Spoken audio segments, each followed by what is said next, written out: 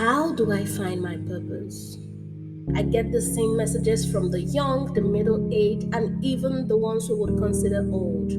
Everybody seems to be on this journey of finding purpose. And even though I've recorded previous videos about this, today I got that message again and I was like, you know what? Let's go ahead and jump right in. I will be posting those videos much later, but today we are doing this. We are so talking about this purpose thing today.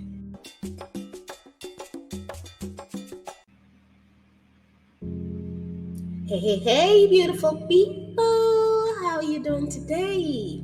My name is Adaure from the Rebirth Tent, and this is Adaure Speaks. Today, we're going to be talking about purpose. We're going to be diving into the essence of what true purpose really means, and we're going to debunk at least three of the common myths that you get to hear about purpose and how they might be holding you back.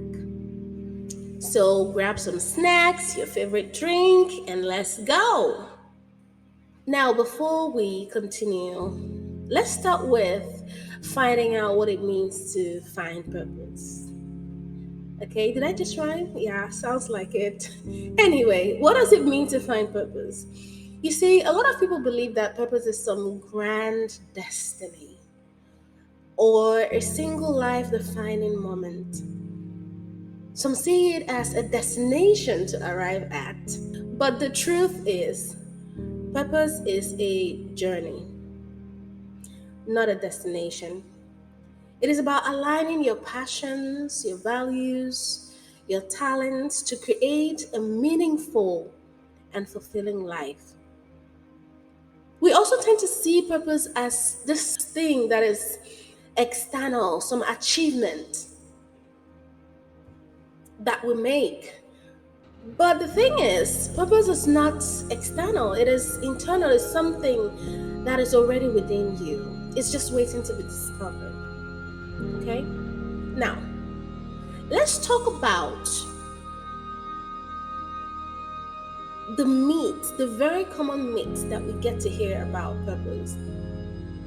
Number one, purpose is a specific job or career.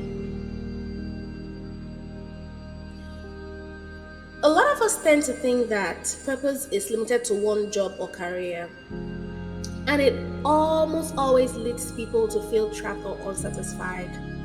I remember when I was a lot younger in nursery school. Over here, I think it's called pre-K, right? Yes, pre-K, pre-kindergarten. So I was in nursery school back in Nigeria, and we will always get asked, what do you want to be when you grow up? Who do you want to be when you grow up? I think it was what, actually. I don't think it was who do you want to be, because maybe I would have, come on, I was a child. What am I talking about? Anyway, we have this song, right? That was like, Sanda Lily, Sanda Lily, Sanda Lily, Sanda Lily. If anybody knows the song, type it in the comments. But it was about standard living, right? And the kids were supposed to come out and say what occupation they would like to be in when they grow up. Basically, what they wanted to be when they grow up, right? And I remember choosing to be a lawyer. It made sense to me. I was young, but it made so much sense to me because I love to argue. That was then, not now. I'm a lot better, I promise. But anyway, so I said I wanted to be a lawyer. And after a while, it kind of grew on me. So I would tell everybody I wanted to be a lawyer. And then after a while, it shifted and I wanted to be something else. And then that shifted and I wanted to be something else. And even till now, if a person asks me, like whenever I get asked the question, what do you want to be in future? To be honest, I don't even have an answer for you. Okay? I do know what I want to achieve. I do know the kind of difference I want to make. I just am no longer tied down to the path through which I make that difference. The reality is this: purpose transcends any particular occupation. It's not about the occupation, it's not about your title, it's not about the career, it's about the impact that you make. It's about the footprint that you leave. It's about the difference that you create. It's about the fulfillment that you experience. We cannot leave that part out because a lot of people that come to me for guidance, they are always so interested in how they can make an impact, and that is so beautiful. But we also have to remember that there's another part to it, and that is the part of fulfillment, because you cannot pour from an empty cup. So it's really important that we also start to look at how this fulfills you as a person, regardless of the path that you choose. Your purpose can be expressed in so many different ways through your lifetime. And feeling that you are tied to one path, that it has to be through one career, is one of the traps that I have seen people fall in over and over again. So the myth number one is that purpose is a specific job, a title, or career. Let us move on to myth number two. The second myth that is quite common when it comes to the topic of purpose is that purpose is fixed and unchanging. This one makes me laugh so hard. I'm trying really, I'm trying not to laugh so much. But that is how we tend to see purpose, right? Now, a lot of people believe that once they find their purpose, it has to remain the same for the rest of their lives. But hey, that's not how it works at all. That is not how it works.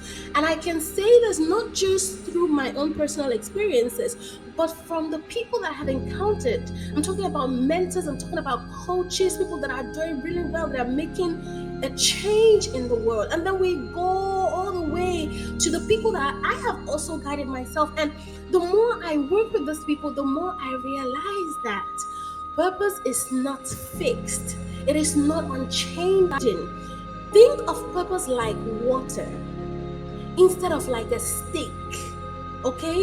It is fluid, it is flexible, it changes. Purpose evolves as you grow, as you mature, as you gain new experiences. It adapts to different stages, to different seasons of your life.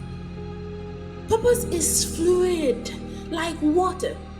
And so, if you are the kind of person that is interested in finding, in unearthing, and in walking in your purpose, you have to find a way to start to embrace the fluidity of purpose and to allow yourself explore and redefine it as you go along. That brings us to our myth number three. This one is the myth that says that purpose is only for extraordinary people. Oh my goodness. I've seen this one over and over and over again. I've met people who think their purpose is way too small. Some people think theirs is too common. Some people think they don't have any purpose at all, and all of that. The problem with this myth is that it tends to diminish the potential within every single one of us.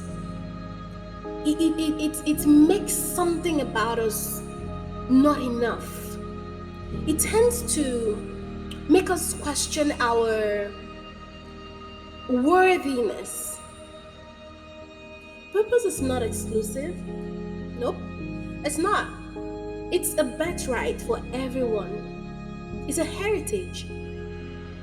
You don't need to be famous, you don't need to be wealthy, you don't even need to be superhuman or anything like that. No, you don't need all those fancy stuff to live purposefully. It is your gifts, your very unique gifts. And yes, they're unique, even if you don't think so. Things that set you apart, no matter how quirky, no matter how weird they are. Those things make you extraordinary. And by aligning them with your purpose, you can create a very meaningful impact in the world. Thank you so much for joining me today on this enlightening topic about finding purpose. I hope it served you. If you're joining me for the very first time, thank you so much for stopping by today. And if you've always been here with me, thank you again for joining me today. I'm so honored to have each and every one of you. I'm so grateful, really. If you found this video helpful, don't forget to hit that like button and subscribe to this channel for more thought-provoking content. Also, don't forget to share your experiences or any questions you might have about this topic in the comments below. Until next time, my name is Adaure from the Reaper Tent, and this has been Adaure Speaks.